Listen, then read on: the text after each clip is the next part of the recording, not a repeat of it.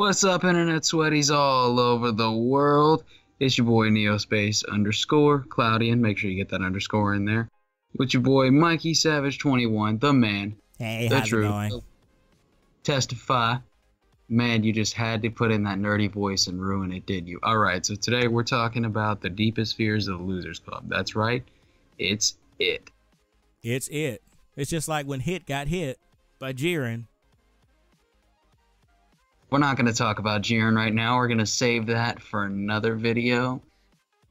Because he's not my favorite. I love Jayroe. He's cool, but he's not my favorite. We're going to talk about that later. Right. Today we're going to be talking about the Losers Club. And specifically, we're going to be talking about their individual fears and how they ultimately had to overcome those in the film that we saw, which is tearing up the box office right now, raking in over 900 million worldwide. Shout out to New Line Cinema. Warner Brothers, you got yourself a hit on your hands. Thumbs up to you, pat on the back. Let's hope Justice League can come out and do just as good, especially since Blade Runner is not doing so hot right now in the box office. But by the way, go see Blade Runner 2049. It's awesome. You guys need to go check it out. But yeah, we're going to be talking about the Losers Club. We're going to be talking about their fears, how they had to overcome them, and how their fears might come back to play in Chapter 2, which at this time, it is not being confirmed that they're going to be a Chapter 2. They have not officially slated it. But for the sake of this video, we're going to say that they've already announced it. They're already starting to do the casting and everything, and it's going to be released in 2019. So for the sake of this video, we're going to go with that. All right, so we're going to start with the first individual of the Losers Club, the ultimate leader, Jaden Lieberher's character of William Bill Denenbrough. Oh gosh, I'm already tongue-tied, and I'm not editing this thing either. Shoot. But I guess I kind of become Billy in a way. So yeah. So ultimately, he again is the leader of the Losers Club, and he is ultimately through the film searching for his missing brother Georgie. His ultimate fear is coming to terms with losing his brother and accepting his death, which he ultimately does at the very end in a very cool way, especially when he had that nail gun. All right, so getting into Bill. Bill is an interesting character here because I think everybody in some way can kind of find their inner Bill, especially being in middle school to high school. You have your group of friends. You might, be the self-proclaimed leader, but then you have this gang of the Bowers gang, or you just might have some bullies in general that are constantly terrorizing you, but you're also trying to deal with the loss of a family member, someone close to you, maybe even like a best friend or somebody. And you're trying to deal with that, but you also have to come to terms with that. And that's one of the things that Bill ultimately has to do in this film is, as we see his character slowly progress, we ultimately see that he is ultimately afraid. He's ultimately afraid of letting his brother go, basically. He's afraid of accepting Georgie's death. But then on top of that, he also is having to face this Pennywise the Dancing Clown, as it is most loanably called, and he's having to fight this and also try to lead his team as well. So when you think about it, Bill is again the self-proclaimed leader, but he has a lot of weight on his shoulders, certainly a lot more weight than the other members of the Losers Club. Would you agree with that, Neospace? Yeah, definitely. I would agree with it. All right, so what are your thoughts on Bill Denenbrough? On the character specifically, or his fears? His fears and the character. Well, so much with the character. He definitely kind of molds throughout the movie into something bigger. And as far as his fear goes, I mean, wouldn't anybody fear their brother dying? Yeah, I would imagine so. I mean, for God's sakes, he's going to be dead, and who's going to be there to stop you from the wrath of your mom kicking your ass? And then you might also be dealing with the guilt of this might have not happened if he would have went with him, because who's to say that Pennywise would have came after both of them at once? I mean, at least when Georgie ultimately gets his arm bitten off. And again, if you guys haven't realized by now, spoiler alert, we're going to be spoiling the entire movie, basically, specifically dealing with different scenes involving the Losers Club. But if Georgie ultimately, when he got his arm bit off, if, you know, Bill could have been there, he could have saved his little brother and stopped him before Pennywise drug him into the sewer. He could have also, you know, screamed, help, help, help. I mean, we did see a lady who kind of somewhat knew that somebody was out there and that Georgie was ultimately talking to somebody. But, you know, the adults in that film are clueless, and Pennywise makes them that way. But I think, you know, Bill is also dealing with the guilt as well of, if he would have went with his brother, he could have possibly prevented his brother's death. Or if he would have went and looked for him a lot sooner in the sewer as opposed to a lot later, which again is revealed in the film that he has been constantly looking for him, but he's trying to figure out where basically the sewer runs out and where it begins so he can go search for him. But at the same time, you know, if he would have hopped on maybe a little bit more quickly, he could have ultimately saved Georgie. Now, I personally don't think so. I think once Pennywise had him, that was it. That was done. I mean, we did see with some of the other kids that were floating in Pennywise's den ultimately. We don't know if those kids were dead. We saw some of them had a few missing limbs, but for all we know, some of them could have still been barely alive. I mean, he doesn't specifically say that he completely kills you. He just says that he likes to eat you while you're full of fear, because ultimately it helps him. The meat tastes better, as he says. So for Will Denenbro, ultimately Billy, I think he's ultimately having to not only deal with the guilt of trying to cope with his brother's death.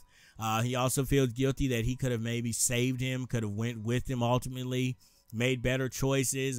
He also has the weight of trying to lead this team and ultimately help them overcome their fears while ultimately overcoming his, while also facing the threat of the Bowers gang. So I'll give Bill credit for being a leader. And I will say this about Jaden Lieberher's performance. Again, I've done my review on it. I'm going to make sure I leave a link to that in the description, but it'll also be annotated up top as well in the video. But I thought Jaden Lieberher was perfectly cast for the character of Bill.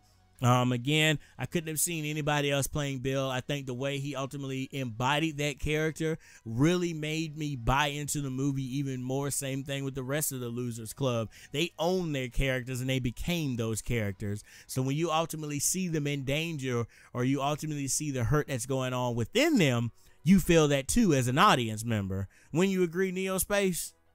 Definitely, indeed. Sorry, I ain't got much to comment on the character. It's all right. So with the movie. All right. So our next one we're going to be talking about, and again, we're not going in any specific order. We just ultimately start with Bill, and then we'll just end off with whoever. But the next one we're going to go with is Wyatt Olef's character of Stan Uris. Again, this guy is a Jewish misophobe who is the son of the rabbi. He is studying for his bar mitzvah, but isn't really interested in religion, which is basically upsetting his father. And so he ultimately tells him at one point in the film, how is it going to look when the rabbi's son can't even do his own Torah reading? It's going to look really bad. All right, so ultimately his fear is he's afraid of the painting that's ultimately in his dad's office. Now, on the surface, that might seem kind of stupid, like, really, you're afraid of a painting? Okay. And so ultimately, you know, Pennywise manifests himself as the lady in the painting with the weird looking face and the flute. But I ultimately think that that manifestation of fear is actually something else. I think it's the fear of accepting being a man, because anyone who, you know, knows about a bar mitzvah knows it's a rite of passage for guys. It's ultimately symbolizing you're becoming a man and accepting more responsibility as a man. So maybe what Stan was mostly afraid of was accepting that he's not going to be a kid for forever, and that he's going to have to take on more responsibilities as a man, plus with the pressure of having to get up there and do it in front of the entire church also makes it very nerve-wracking as well. And I think he ultimately manifested his fear for that onto that specific painting, because every time his dad fussed at him, or every time he had to try to practice reading from the Torah, he had to pass by that painting to go to the bookshelf. And so ultimately it came to a head where he ultimately was almost consumed by it in the form of the flute lady, but luckily his friends saved him in time. And if you guys know anything about the book, ultimately this affects Stan later on in life with abandonment issues, also being exposed to the deadlights essentially, and almost having your face eaten off by one of your greatest fears could really scar somebody up. And we even see that at one point where he's screaming at his friends like, "You guys left me, you said you wouldn't leave me, blah blah blah." And it's just like, really, like, oh man, bro, we didn't mean to leave you, man. You just kind of got separated. That's what Pennywise does. He knows that when we're all together, he can take us down one by one, but when we're as a group, there's nothing he can do. All right, so Neospace, any thoughts on Stan? Stan, honestly, as a character, I liked him, and don't get me wrong, when I say I didn't really get into the movie, it's not that I didn't like it, it's just horror doesn't have an effect on me anymore. I've watched so many horror movies, it doesn't even get to me anymore. I laugh at the stuff. Yeah. Right, because we get a lot of bad horror movies that kind of taint the genre essentially, and you just become kind of cynical about it after a while. And Stan kind of gets me because it's a Jewish kid who's afraid to do the one thing you have to do. Which is ultimately, I'm guessing, growing up and becoming a man. Exactly. It's the climb of life. And then you take in the fact of his greatest fear. I'm thinking not so much it's the fear of the painting, it's the place the painting is in. Oh, you know what? That's a good observation, man, because again, the painting is within the church or the synagogue. So he could also basically be manifesting his fear of being a man, and manifesting that into the form of, being in that building onto that painting. That's a good observation, man. I didn't even think about that. Mm-hmm. But that's about all I really got for it. Don't worry, guys. I promise Neospace is awake. We're going to get more out of him. This movie came out a while ago, so the hype it has kind of died down, but I'm still kind of hyped up about it, especially since I'm going to be seeing it again before it leaves theaters, hopefully. Honestly, I like the movie, I really did. It's just horror movies don't really get me like that anymore. I can play a video game and be scared out of my freaking mind, but let me watch a horror movie, I'll keep a straight face the whole way through, and I'll even laugh when somebody gets cut up. It's bad. I guess the only reason it really ultimately stuck with me is because not only did I see the original TV version, but it's been so long since we've seen a horror movie that ultimately transcends the genre that it's in, and it becomes more than just this horror movie, because even if you take the scary clown out, this is still a coming of age film, and we haven't had a really good coming of age film since Edge of 17 with Haley Steinfeld and Lucy Hale, and with Woody Harrelson ultimately, and we don't get those too often, and when we do, they often become a little bit lackluster. With this one, you had a coming of age movie basically combined with a horror movie, and again, the horror elements made this film amazing, because again, we've gotten some crappy horror movies this year. I'm not going to list all of them, but my ones that you guys know have been on my channel. I talk about Bye-Bye Man, how awful that was.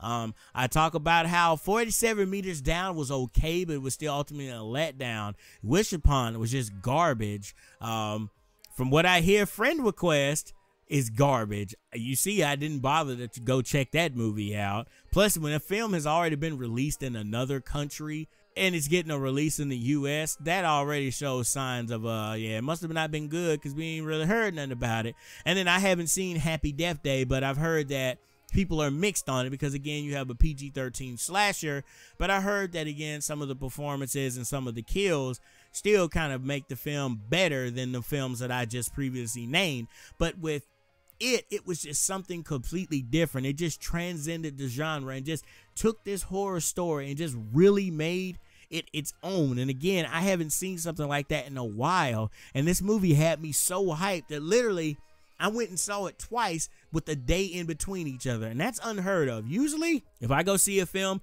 I'll go see it one week, then I might go see the next week. No, I went and saw it on Thursday, then immediately Saturday afternoon went and saw it again, and then was amped to go and see it again on Sunday. So that's how amped it got me. So that's why with this discussion, you know, I'm sorry that it took so long to get out, but with me, it is just so more than just a horror film.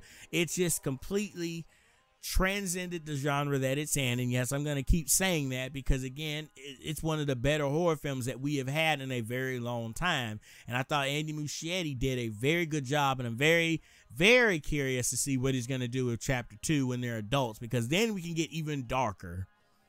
But all right, so moving on from Stan, does anyone do you have anything else you want to say about Stan?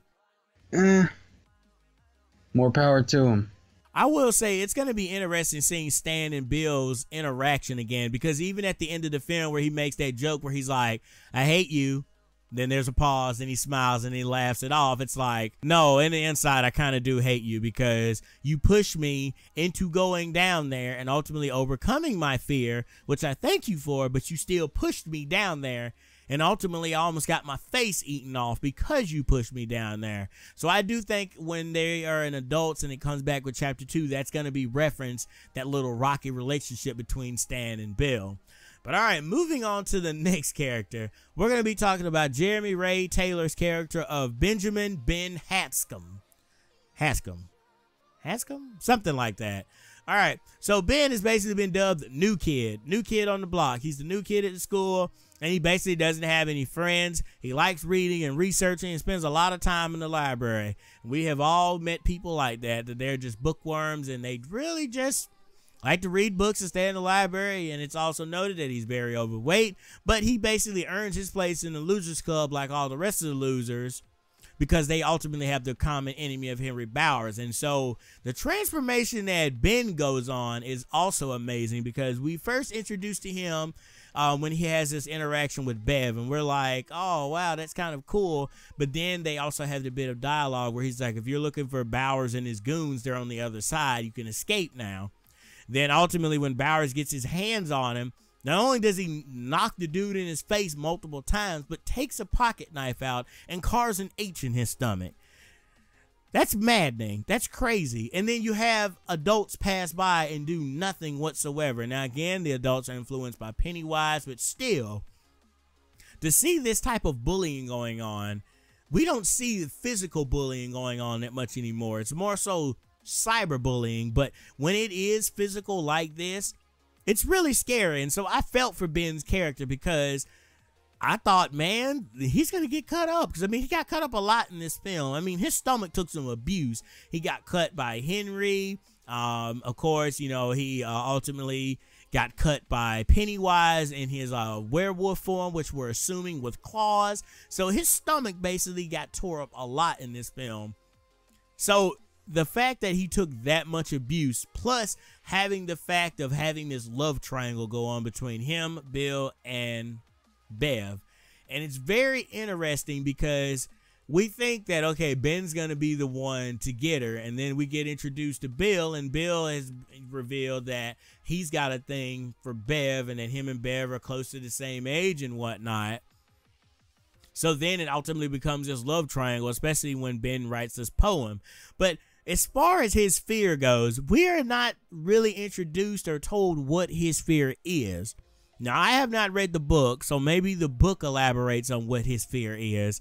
The only time we ever see Pennywise really kind of scare the crap out of him is the few interactions he has when he's with the rest of the Losers Club. Ultimately, the only time he's ever actually physically visited by Pennywise is when, or attacked by Pennywise, besides when he got cut with the werewolf claw, is at the very end when they're fighting him off. He wraps his head up in bandages like a mummy and tries to suck his face off. That's a callback to the book, because it took the form of different movie monsters, and the mummy was one of them. So that was a callback to that. So we're not really introduced to what Ben is afraid of, but let's just make the assumption that he is afraid of ultimately being the new kid in a new place. And that is just terrifying within itself. You don't have anyone that you know besides your household. And if you have no brothers or sisters, you have no one to communicate with. From what we're told, it looks like he's an only child. And so it's just, weird being in a new place. I can attest to that definitely, because when I went off and went to college, I was like a fish out of water. I mean, not only was I at an HBCU, which is basically a predominantly black college, but I was also away from home. I wasn't under the roof with my parents anymore. And so it's a scary fact. And same thing with Ben. Ben is going on this transformation of, he ultimately has to overcome his fear of being the new kid and ends up standing up to Henry Bowers. He's actually, I believe, the second one to throw a rock when they have the ultimate rock fight, which that rock fight was awesome. I mean, we don't see too many rock fights like that anymore. But it was interesting to see the transformation that Ben ultimately went on. And I really can't wait to see what they do with him in chapter 2, especially with this love triangle going on with him, Bev, and Bill. I think it's all funny that their names begin with B, so it's like the triple Bs. So that's also kind of funny. I don't know if Stephen King did that on purpose, but that's also kind of funny. But do you have anything to say about Ben? Poor guy. He takes so much crap in this movie. Yeah. It makes you want to cry for him. He is legitimately my favorite part of this movie. Just because you look at all the crap going on around him, this kid's taking so much crap, and he's the new kid in town. Like, man, newbie hazing took a new extreme in it. Exactly. This poor guy. I feel so bad for him. I mean, especially with that carving scene. I mean, again, I have not read the book, but apparently that is also in the book as well. But it's one thing to actually to read it in the book. It's another thing to actually physically see it happening to someone. Then what transpired afterward with the adult passing by made it even worse. And I think that added to Nicholas Hamilton's character of Henry Bowers as this crazy maniac who ultimately loves torturing these kids. So we could ultimately say, again, Ben's fear is him overcoming being the new kid. Again, now that he's technically not the new kid and that he has friends and he's a part of the Losers Club officially. We'll see what they do with him as an adult. Again, it's going to be very interesting. But all right, moving to the next character. We have Sophia Lillis's character of Beverly Bev Marsh. All right, she's the only female member of the Losers Club. She is also bullied at school, particularly because of false rumors that she is promiscuous, basically. It's implied that Henry Bowers basically started a rumor saying that they did some stuff and that apparently she'll let you do it. All you have to do is just ask real nicely, as he implied. And the rumor run around, and then she has this whole thing going on with one of her bullies.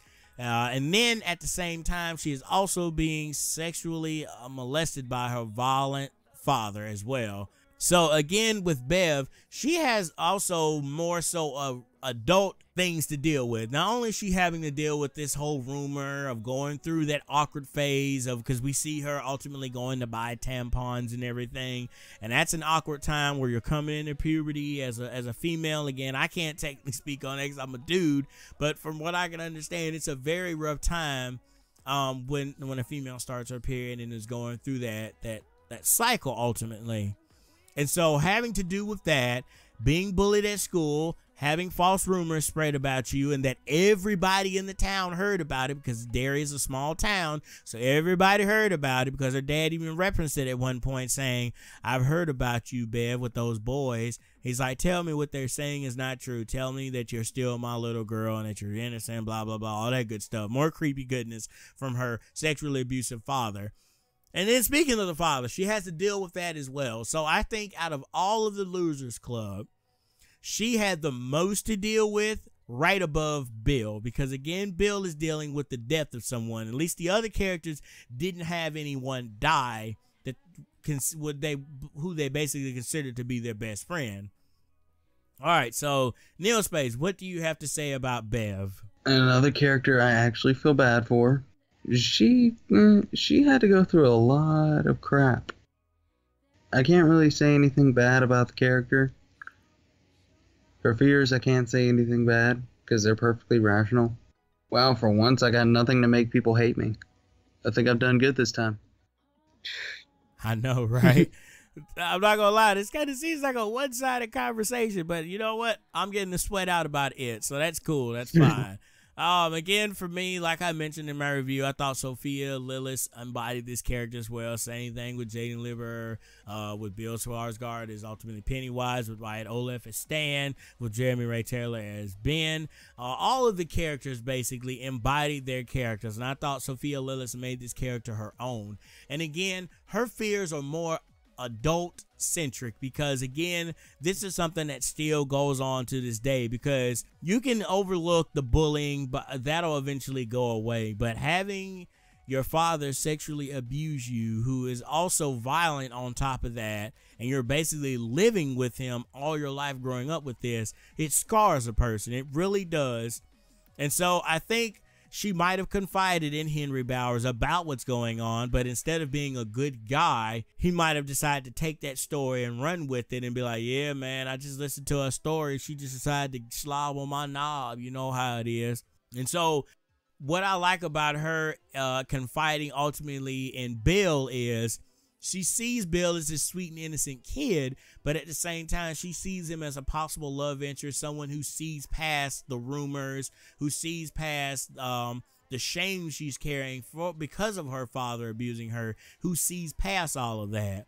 And the same thing with Ben. Ben doesn't know about all of that, but again, it's kind of implied that, you know, at certain points, but he also can see past that. But she's ultimately got her eyes focused on Bill. And then, of course, we saw at the end of the film that they shared a kiss. And so, again, I like the relationship that they had. I felt it was organic to the story. This wasn't a forced relationship where it's like, okay, we only got one girl. She's got to hook up one of these dudes. Okay, let's just pick Bill. He's the leader.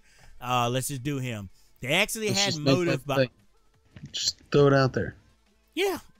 So basically, you know, there was weight to it, and there was a good, legitimate reason to why they ultimately got together. So I think that relationship worked. Same thing with Ben. Ben, she thinks of Ben as more of like the brotherly figure. But when she figures out that Ben wrote the poem, it's kind of like, I'm torn. I kind of am digging you now, Ben, because you see past all of this and you're able to physically recite how you feel about me, as opposed to Bill, who's not much of a spoken character because of the stuttering problem he has. He's more of a physical shower, I guess. But all right, man, is there anything else you want to add to Sophia? Is there anything? Man, is there anything else you want to add to Bev? Any thoughts on her character? One other thing that I want to add in before I turn it back over to you, Neospace, is that I can't wait to see her as an adult, because statistics say that most times when a female grows up with an abusive father who also sexually molested her, that she's going to have trouble and daddy issues for the rest of her life that are ultimately going to be carried over into her marriage. And she might end up falling into a relationship with an abusive person who also does the same thing, but they're married. So the sex here is, for the most part, consensual, but he might be abusive, and that's what she might ultimately look for because she's so used to that. And that's what statistics usually say in those type of situations. So it's going to be interesting to see what they do with Bev as she comes back as an adult. Again, in the book, they go in a little bit more detail about Bev and how she ultimately turns out. Again, I have not read the book all the way through, just read bits and pieces of it, mainly the beginning half with the kids. So I need to go read the rest of the book. But anything else you want to say about Bev, man? Honestly, about Bev and about all of them, I hope in the sequel they come back badass, oops, censors, and kick the living crap out of Pennywise. Because I hate clowns. I do too now. In all of my 25 years of being on this earth, I've never hated clowns. I've never been afraid of clowns. I now both fear and hate clowns. So thank you, Andy Muschietti, for scarring me for the rest of my life. And for you, Bill Skarsgård, for with that creepy, drooling smile that you have. Speaking of that, you guys. Speaking of that, I asked a lot of people in that scene when he's talking to Georgie in the sewer, a lot of people didn't notice, or they thought that was rain that was dripping down on his lip. That's drool. This guy is drooling as he's talking to this kid, so it's like even more foreshadowing. he's hungry and he's going to eat this child. And it's like even more terrifying because the first time I saw it, I was frightened for him because I knew it was going to happen, but I was still frightened for him. But then when it happened the second time and I noticed that detail, it made it even worse. It made it even more creepy. Like, oh my goodness gracious, you're drooling. You're about to eat this kid. Oh man. Right. Pennywise. Congratulations. You're evil. Congratulations. I have successfully given myself night terrors. All right, guys. We're almost through the Losers Club. We have 3 more to go. Next, we're going to talk about Finn Wolfhard as Richard Richie Tozier. Now, everybody knows Finn Wolfhard as Mike Wheeler in Stranger Things. So everybody was already familiar with Finn Wolfhard. And so when he was cast in this movie, everybody automatically assumed that he was going to be cast as the character of Bill because he's a natural born leader, just like in Stranger Things. But instead, they make him the loud, brash one. And I will say, when I first heard he was cast as Richie, I was like, this kid? I don't know if he's going to be able to be as edgy and get as dark and have such a wide vocabulary like the guy from the book. This guy owned it. This guy definitely owned it. Most definitely owned it. I mean, this guy, Richie, is cracking jokes left and right, talking about all sexual kinds of jokes like, you guys are luckily we're not measuring by dicks. And it's like, whoa, these guys went there.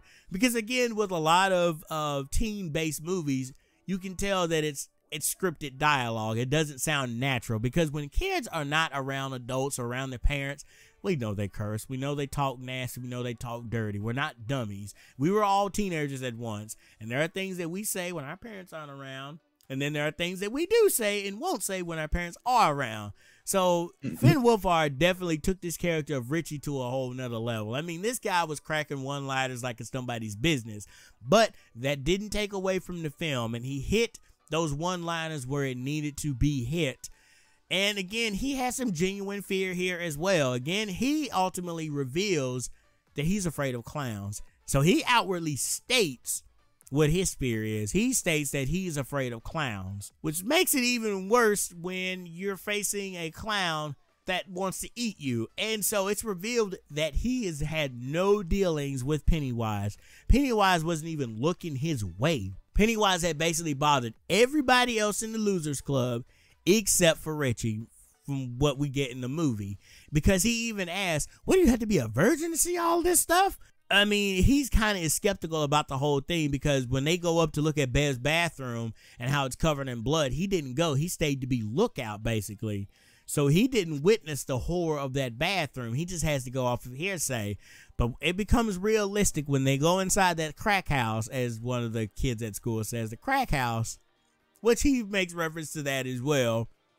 And he sees the wanted poster. He sees his missing poster, and it has the exact date that they're inside of that house. That freaks him out. And so his genuine reaction there was so hilarious because he's freaking out like, what the f is this, man? No, what's going on? No, this can't be true. This is today's date. And he's just freaking out. And then Bill is just like, dude, calm down. And then Eddie's sitting here like, bro, I'm sitting here sweating bullets. You haven't seen the clown yet. You calm yourself down. And so that whole scene with him in the clown room, I said, oh my goodness gracious. Just imagine your worst fear is something that's even more realistic and that people can relate to and that can be physically manifested. It's a clown. And so he's just in the room full of clowns, and all of a sudden you see Pennywise just come after him, and it's like, Pennywise is gonna get you, dude. You're afraid of clowns, and he looks like a clown. That's even worse. All right, so Andrew, I'm not gonna lie. When I thought of Richie in this movie, I thought of you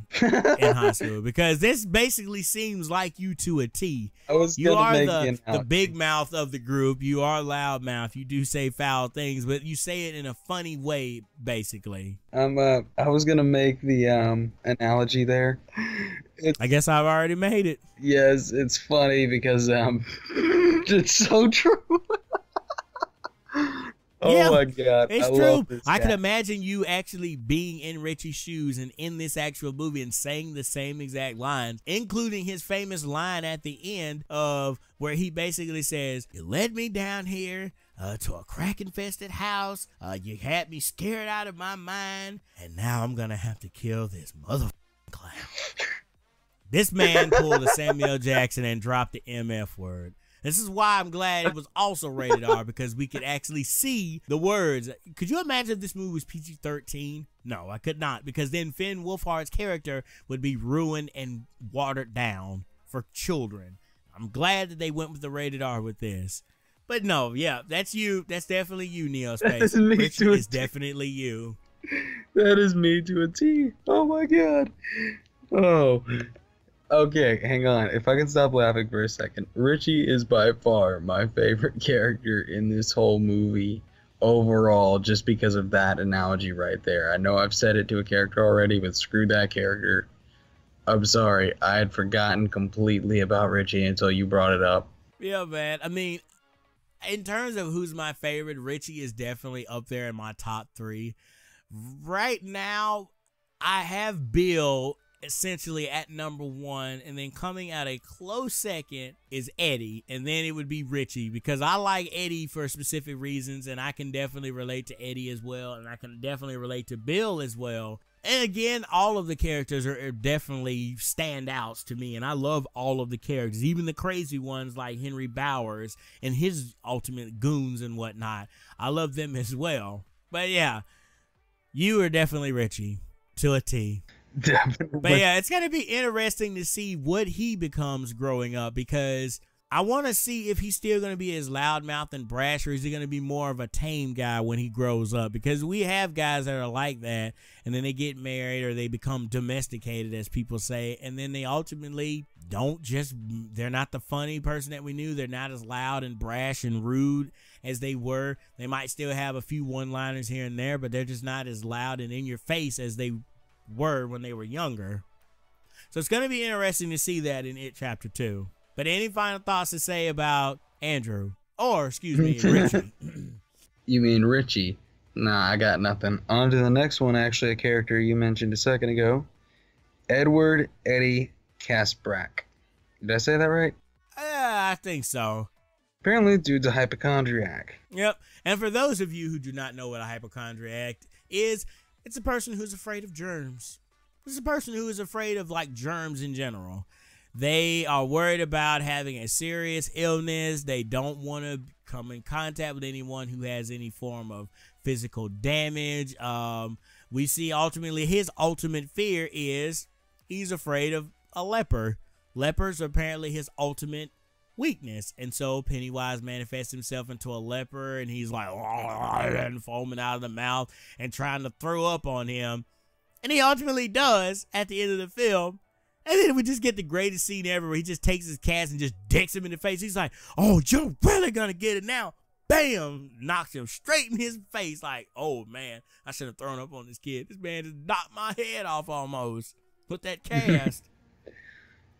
But no, I can relate to Eddie, because growing up, I was kind of a hypochondriac. Like, I didn't like to wear sandals because I didn't like to get sand in between my toes. I know I'm weird. I don't care about that now, obviously. Bro, when I met you, I still cared about that, and you were right. It was weird.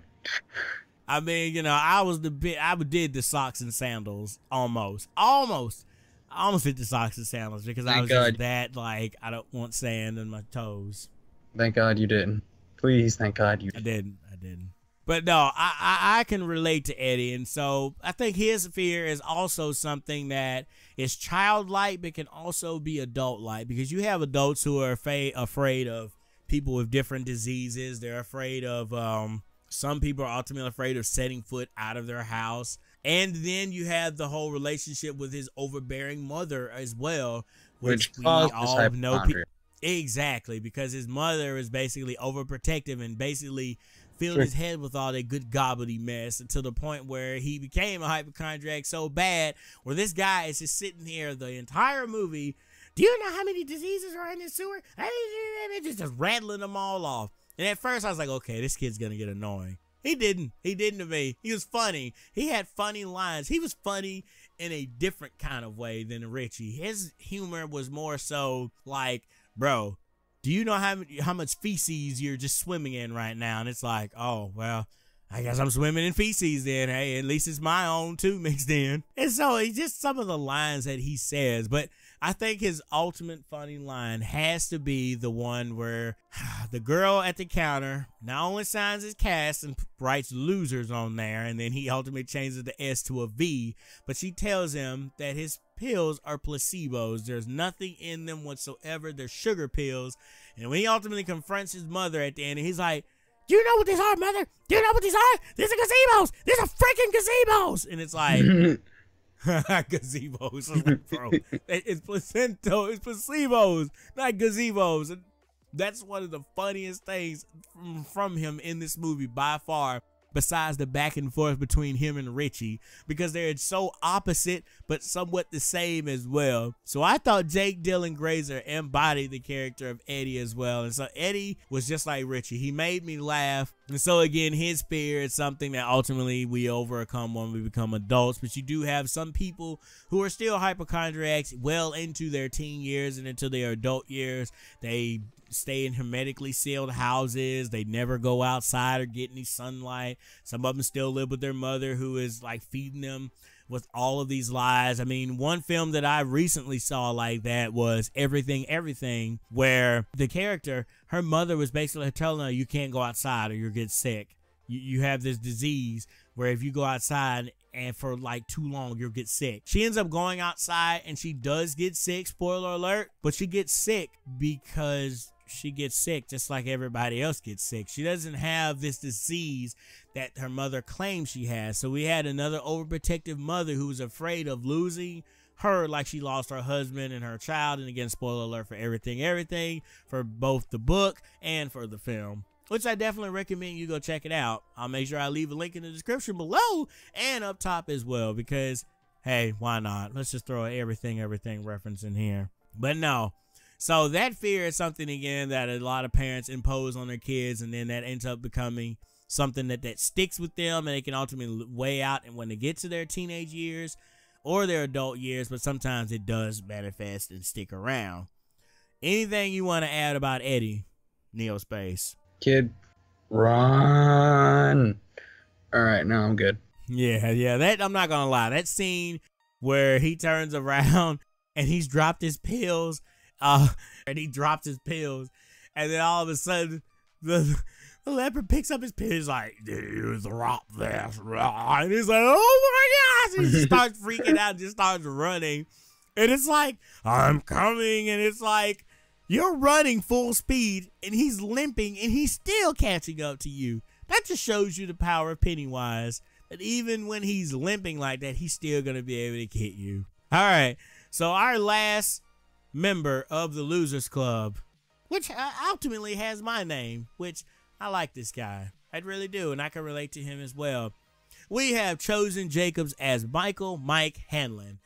Again, he is an American homeschool student, and he's an outsider. He's orphaned in a fire, and he's basically raised by his stern grandfather, who is basically reluctant to take up the family trade as a butcher.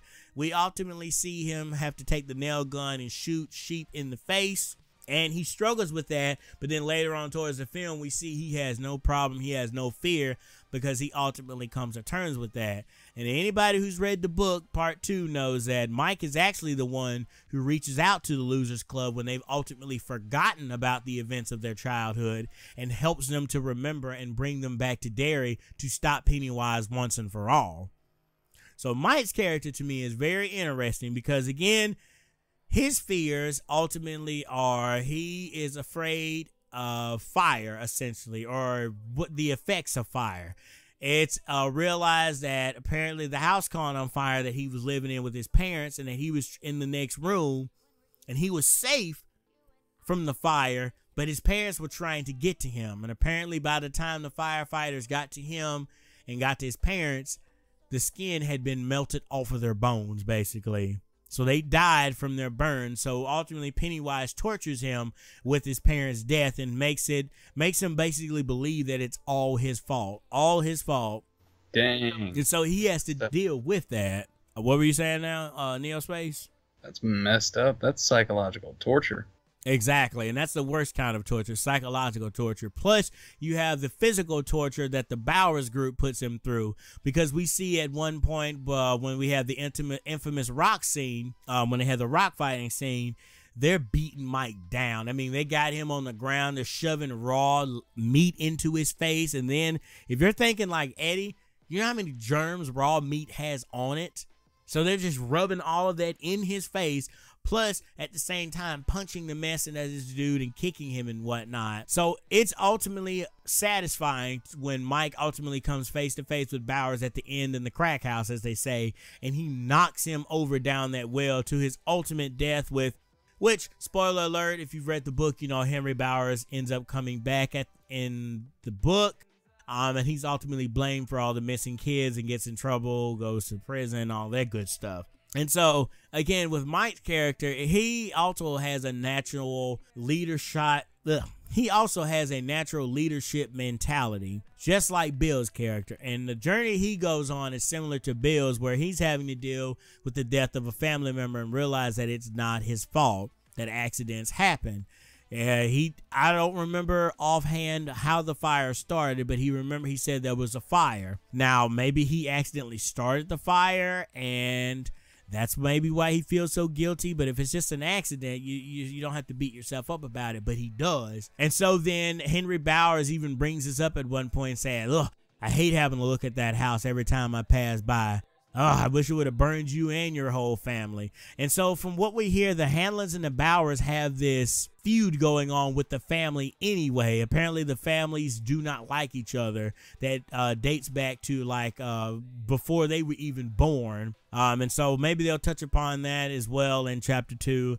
But again, his fear is something that we can ultimately overcome it as an adult, but something that's also realistic. And if you have someone die and you could have done something about it, but you didn't, or if someone was trying to save you and they ultimately lost their life, you would ultimately feel bad about it. Am I wrong on saying that, Neospace? I don't think you are. No, not at all. Do you have any thoughts about Mike's character? It's definitely an interesting one.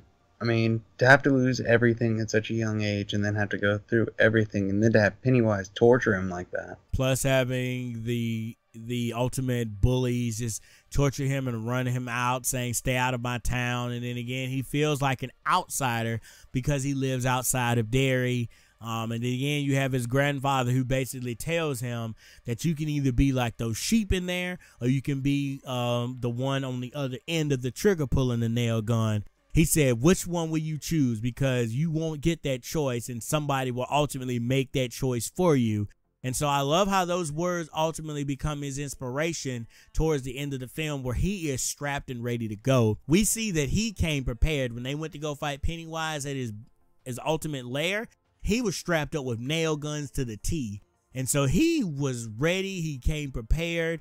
And again, hearing that he's going to be the one to ultimately rally the kids when they become adults and they forget about what's going on makes his character journey even more interesting. And we can see hints of a true leader within him throughout the film as well. But all right, guys.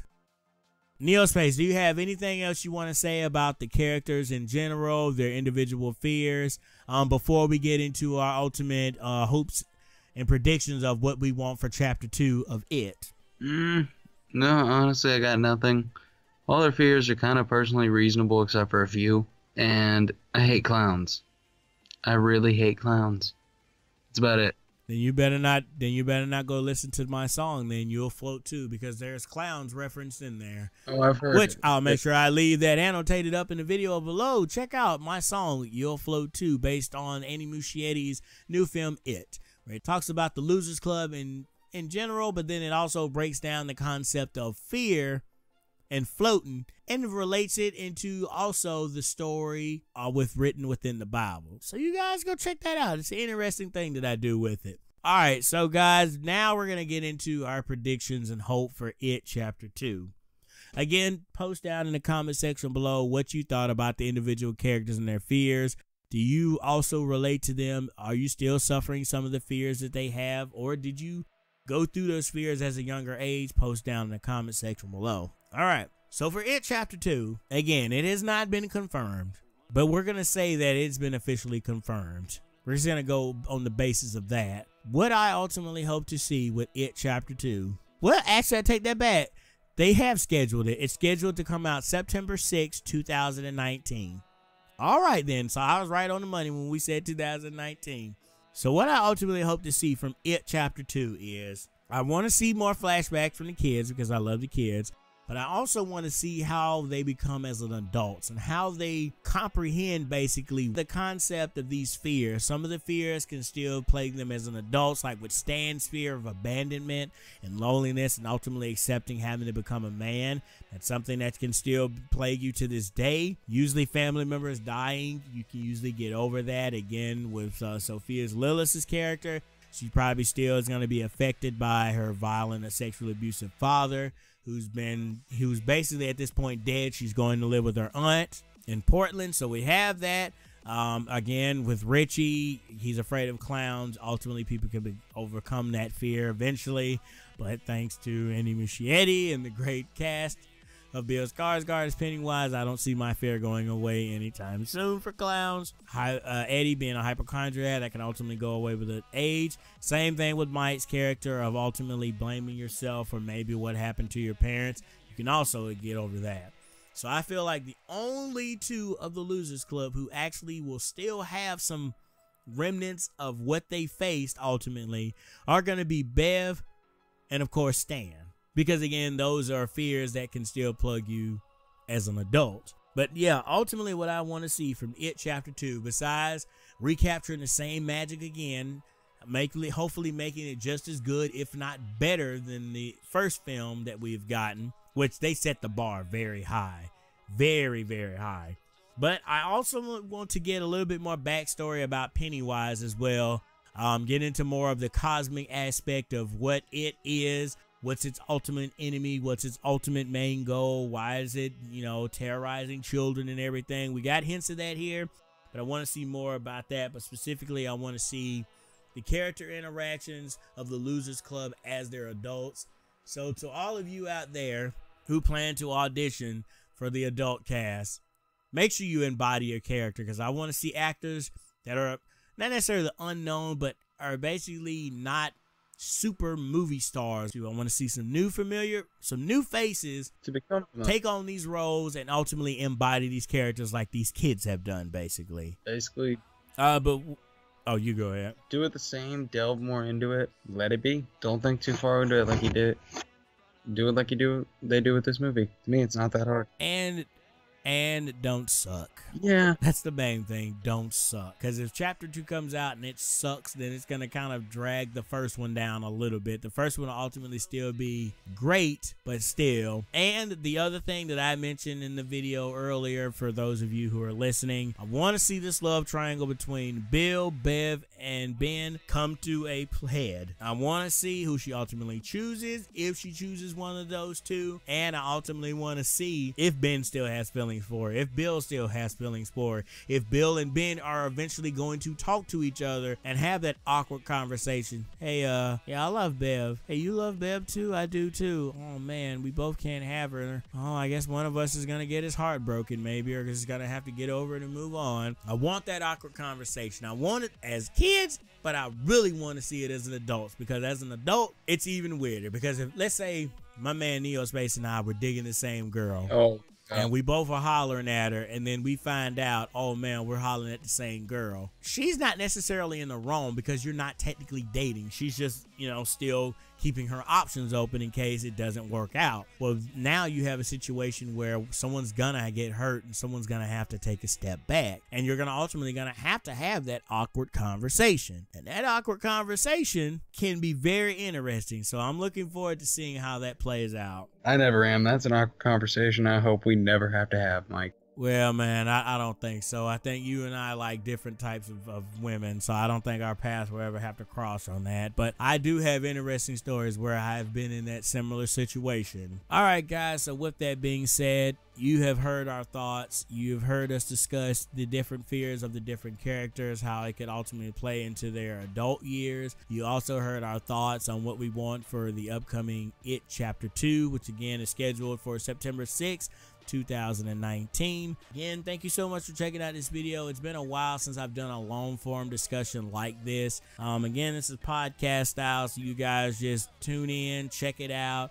If you have a long commute, pop your headphones in and just listen to us just basically geek out and sweat about how awesome it was, or at least one of us at least. But all right, man, Neospace, tell the people where they can find you at, homie.